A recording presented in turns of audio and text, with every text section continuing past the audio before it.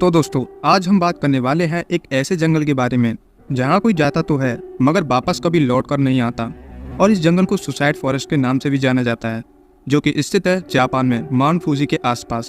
खैर, यह कहानी आधारित है दो जुड़वा बहनों के ऊपर, जिसमें सारा की छोटी बहन जैस उस फॉरेस्ट ट्रिप के लिए गई थी, मगर वो उस फॉरेस्ट में लापता हो जाती है। क्या वो लड़की जिंदा है या मर गई? तो क्या अब उसकी बहन सारा जैस को उस जंगल से ढूंढकर वापस ला पाएगी? तो जानेंगे आज की इस वीडियो में, जो 2016 में रिलीज हुई हॉरर फिल्म द फॉरेस्ट के बारे में है। तो इस फिल्म की कहानी शुरू होती है एक डरावने घने जंगल से, जिसके अंदर एक लड़की को देख पाते हैं जो कि किसी से डर कर बचते बचाते भाग रही थी। ऐसा लग रहा था कोई उसका पीछा कर रहा हो। और इसी बीच अब सारा की सोते हुए नींद खुलती है, जिसमें उसे रियलाइज होता है कि ये उसका बुरा सपना था। खैर, अब सारा अपना पूरा सामान पैक करके जापान के लिए एक फ्लाइट टिकट बुक करती है। अब हम एयरपोर्ट पर सारा को देखते हैं। वो अपनी जैस बहन को लेकर काफी परेशान और डिस्टर्ब लग रही थी और लगातार जैस को फोन कर रही थी, मगर उसका फोन नहीं लग रहा था। इसके बाद हमें पास्ट का सीन दिखाया जाता है, जहां हमें पता चलता है सारा और जैस दो जुड़वा सिस्टर्स हैं। इनके पेरेंट्स की मौत इनके बचपन में ही हो गई थी। इसके बाद इनकी ग्रैंड मदर ने ही उनको पाल पोस कर बड़ा किया था। खैर, अब प्रेजेंट में आते हैं, जहाँ सारा को 2 दिन पहले जापान से फोन आता है, जिसमें पुलिस उसे बताती है उसकी सिस्टर जैस जापान के एक स्कूल में पढ़ती थी, वो अब 2 दिन से गायब है। एक्चुअली मैं स्कूल बच्चों को माउंट फूजियामा के ट्रिप पर लेके गया था, और इसी माउंट फूजियामा के सटीक बगल में द फॉरेस्ट था, और जैस उसी फॉरेस्ट के अंदर लापता हो गई थी। और ये भी कहा जाता है इस जंगल में जो भी जाता है वो कभी वापस लौट कर नहीं आता। मगर पुलिस वाले सारा से कहते हैं वो शायद ही जिंदा होगी, अब तक तो वो मर चुकी होगी, क्योंकि कोई उस जंगल से वापस लौट कर नहीं आता। लेकिन सारा बिल्कुल भी उनकी बातों को नहीं मानती। वो बताती है उसको यकीन है कि उसकी बहन जैस अभी जिंदा है। और अब सारा अपना बॉयफ्रेंड रॉब को कन्विंस करके खुद जापान जाना चाहती है, क्योंकि सारा अपनी बहन को लेकर काफ़ी पजेस्ट थी। वो उसे कैसे भी करके बचाना चाहती थी। और अब सारा जापान के लिए रवाना हो जाती है, जहाँ रात को सारा को सोते हुए अपने रूम में अजीब सी आवाज़ सुनाई देती है, और वो वहाँ से उठकर बेसमेंट में जाती है, जहाँ उसे एक येलो टेंट दिखाई देता है, जिसके अंदर सारा को एक छोटी बच्ची दिखाई देती है। मगर सारा उस बच्ची के करीब जाती है तो उस लड़की का फेस एक डीमन में बदल जाता है, जिसे देखकर सारा काफ़ी डर जाती है। कि तभी सारा की नींद खुलती है तो वो देखती है कि ये उसका एक काफ़ी बुरा सपना था। खैर, अगली सुबह सारा जैस के स्कूल में जाती है और वहाँ के स्टाफ के टीचर से बात करती है, ताकि वो पता लगा सके आखिर जैस उस जंगल में क्यों गई होगी। लेकिन तभी जैस की फ्रेंड सारा को देखकर शॉक हो जाती है, क्योंकि सारा हूबहू जैसी दिखती थी। अब जैस की फ्रेंड सारा को बताती है उस जंगल से कोई भी जिंदा वापस नहीं लौटता, क्योंकि वहाँ से केवल यूरी नामक आत्माएं लौटती हैं, जो कि वो काफ़ी गुस्से में रहती हैं। और वो ये भी बताती है अब तक तो जैस उन जैसी बन गई होगी।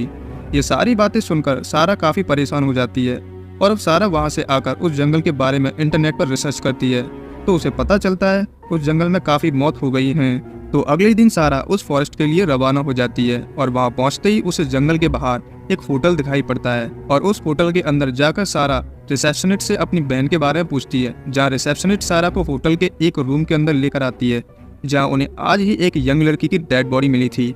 कि तभी सारा डरते हुए उस डेड बॉडी को चेक करती है, मगर वो जैस की डेड बॉडी नहीं थी। इसके बाद सारा खुद जैस को जंगल में जाकर ढूंढने का डिसीजन लेती है, ताकि जैस को वो जल्द से जल्द ढूंढ सके। लेकिन होटल की एक औरत सारा को बर्न करती है उस जंगल में जाने के लिए। वो बताती है ये जंगल इंसान के अंदर के दुख और नेगेटिव इमोशंस को पकड़ लेता है, और उन्हें अजीब अजीब से विजन्स दिखाई देते हैं, जो कि वो विजन्स उन्हें अपने आप को ही मारने पर मजबूर कर देते हैं। अब सारा उस औरत की बातें सुनकर कई हद तक परेशान होने लगती है।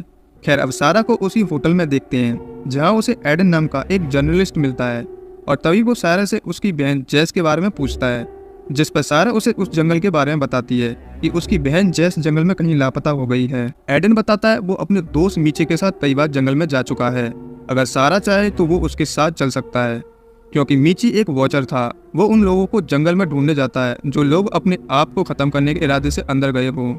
एडन सारा की कहानी पर एक डॉक्यूमेंट्री फिल्म बनाना चाहता था, और वो उसकी बहन के बारे में और सवाल करता है, जिससे वो उसकी वॉइस को रिकॉर्ड कर चुके। अब सारा एडन को बताती है वो और जैस बचपन में 6 साल की थी, जब उनके पेरेंट्स की मौत एक एक्सीडेंट में हो गई थी। जब जैस ने उनकी डेड बॉडी अपनी आंखों से देखी कि तभी सारा ने अपनी आंखें बंद कर ली थी। इस वजह से वो आज भी गिल्टी फील करती है, क्योंकि उसको लगता है कि जैस ने अकेले ही वो तकलीफ झेली होगी। खैर, अब एक फ्लैशबैक दिखाया जाता है जब जैस और सारा छोटी थी। हम देखते हैं उस रात असल में हुआ यह था कि सारा के पिता ने उसकी माँ को जान से मार दिया था, और कुछ देर बाद उन्होंने अपने आप को ही जान से मार लिया था।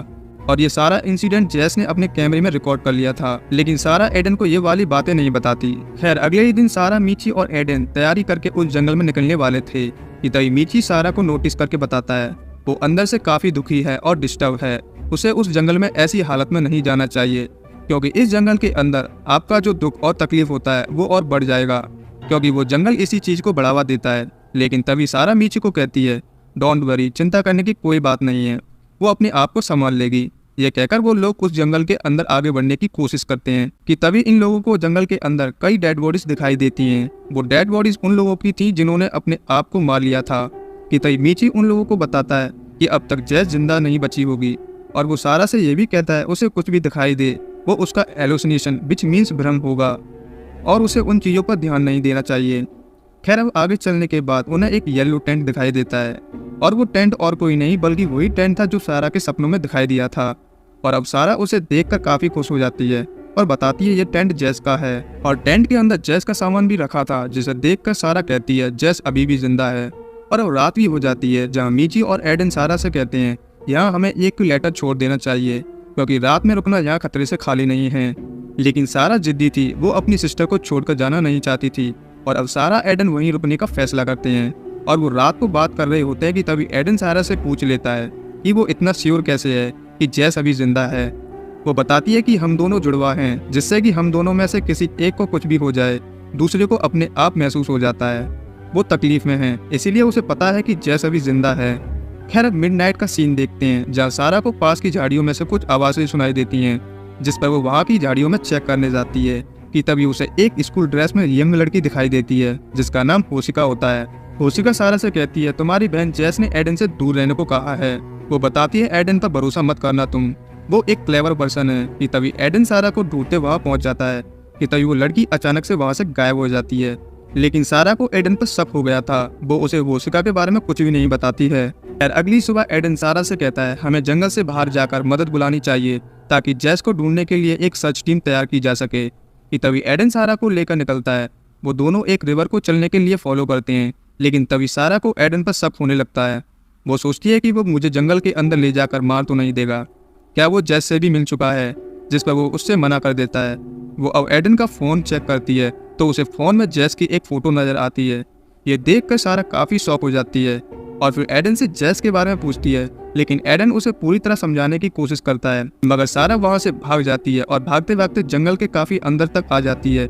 कि तभी हम सारा के पीछे एक डरावने घोस्ट को देख पाते हैं और उससे डर कर भागने लगती है। कि तभी वो एक गड्ढे में जा गिरती है। दूसरी तरफ जंगल के बाद मीची को देखते हैं, उसे सारा और एडन कहीं पता नहीं था, जिस पर वो वहाँ पर एक सर्च पार्टी को उनको ढूंढने के लिए बुला लेता है। कि तभी वहाँ पर सारा का बॉयफ्रेंड रॉब भी आ जाता है। फिर सभी लोग सारा एडन को ढूंढने के लिए उस जंगल में दाखिल हो जाते हैं और दूसरी तरफ उस गड्ढे में सारा को वही लड़की मिलती है जिसका नाम होशिका था। कि तभी वो सारा से कहती है उसे पता है जेस कहाँ है। वो उसे अपने साथ ले जाती है, जहाँ वो लड़की देखते ही देखते एक खौफनाक डीमन में बदल जाती है और सारा पर अटैक कर देती है। लेकिन किसी तरह सारा उससे जान बचाकर उस गुफा से बाहर निकल आती है और मदद के लिए चिल्लाती है। और इसी बीच बहुत सारे घोस्ट सारा का पीछा करते हैं। कि तभी वो अपने अंदर झांक कर अपने आप को समझाती है ये सब उसका इल्यूजन विच मीन्स भ्रम है। और अब वहाँ एडन आकर सारा को उस गड्ढे से बाहर निकाल लेता है। कि तभी एडन सारा को बताता है कि पास ही में एक रेडियो रेंजर स्टेशन है, वहाँ पहुंचकर हमें कुछ मदद मिल सकती है। मगर सारा एडन पर अभी भी पूरी तरह से विश्वास नहीं कर पा रही थी और अब एडन उसे विश्वास दिलाने के लिए एक चाकू देता है और कहता है अगर मैं कोई गलती करता हूँ तो तुम इस चाकू की मदद से मुझे मार देना। और अब वो उस चाकू को अपने प्रोटेक्शन के लिए रख लेती है। इसके बाद वो एक टूटी सी झोपड़ी के पास पहुँचते हैं। असल में वही रेडियो रेंजर स्टेशन था, जहाँ उसे एक रेडियो टूटा हुआ मिलता है और उसे ठीक करने की कोशिश करता है, जिस पर वहाँ मदद बुलाई जा सके। खैर अब सारा को इस झोपड़ी के अंदर एक दरवाजा मिलता है और सारा को उस दरवाजे के उस पार जेस की आवाज़ सुनाई देती है। कि तभी उस दरवाजे के पास सारा को जेस का एक लेटर मिलता है, जिसमें लिखा होता है एडन सारा और जेस को जान से खत्म करना चाहता है और उन्हें उससे उस दरवाजे की चाबी लेकर भागना होगा।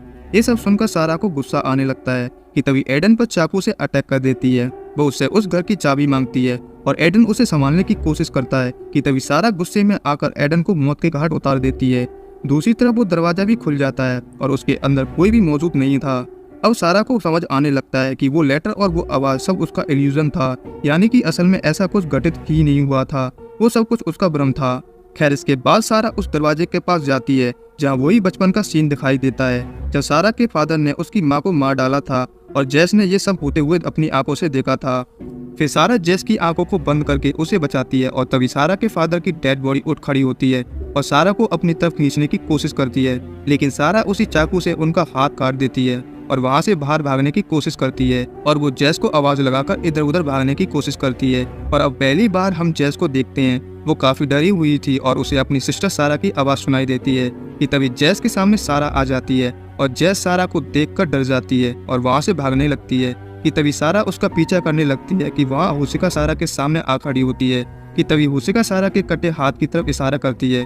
हम देखते हैं सारा की हाथ की नसें कटी हुई हैं और अब सारा समझ पाती है कि घर के अंदर उसके फादर ने उसके ऊपर अटैक किया था, वो सब सारा का इल्यूजन था, विच मीन्स भ्रम था। और वहाँ सारा ने भ्रम के चक्कर में आकर अपने खुद की हाथ की नस काट ली थी, जिसके चलते अब उसकी जान जा चुकी है। अब उस घर के अंदर सारा को मरते हुए देखते हैं, जहाँ उस जंगल की ढेर सारी इविल स्पिरिट्स आकर सारा को जमीन के अंदर ले जाती हैं। दूसरी तरफ जैस जंगल से बाहर आकर रॉब के पास आ जाती है, जहाँ जैस रॉब से सारा के बारे में पूछती है, जिस पर वो बताता है कि तुम्हें वो जंगल में ढूंढने गई थी। और अब जैस को महसूस हो जाता है कि अब सारा इस दुनिया में नहीं रही, वो मर चुकी है। खैर, इसके बाद इस फिल्म के लास्ट सीन को देखते हैं, जहाँ मिची को सारा की स्पिरिट दिखाई देती है। वो अब समझ जाता है कि सारा भी अब एक यूरी यानी कि कुशल आत्मा बन चुकी है। और इसी के साथ इस फिल्म की कहानी यहीं खत्म हो जाती है। तो अब इस कहानी को शॉर्ट में समझने की कोशिश करते हैं। जापान में द फॉरेस्ट करके एक जंगल है, जिसमें यूरी नामक आत्माएं रहती हैं, जो कि उन लोगों की आत्माएं हैं जिन लोगों के पास खाने तक के लिए कुछ होता नहीं था। तो वहाँ के लोग इन बूढ़े लोगों को लाकर इस जंगल में मरने के लिए छोड़ा जाया करते थे, और कुछ लोग तो ऐसे ही इस जंगल में आत्महत्या करने आ जाया करते थे। इस जंगल की एक खास बात थी, जो भी लोग अपने दुख से परेशान होते हैं तो ये जंगल उनके ही दुख से उन्हें ही मरवा देता है। और ऐसा ही सारा के साथ हुआ था, क्योंकि वो काफ़ी डिस्टर्ब और नेगेटिव थी। वो इसीलिए उस जंगल ने उसको भी उसके नेगेटिव इमोशंस से मरवा दिया। लेकिन उसकी बहन जैस वो इन चीज़ों पर इतना गौर नहीं करती थी, इसलिए वो बचकर उस जंगल से बाहर आ गई थी। तो कैसी लगी दोस्तों आज की कहानी?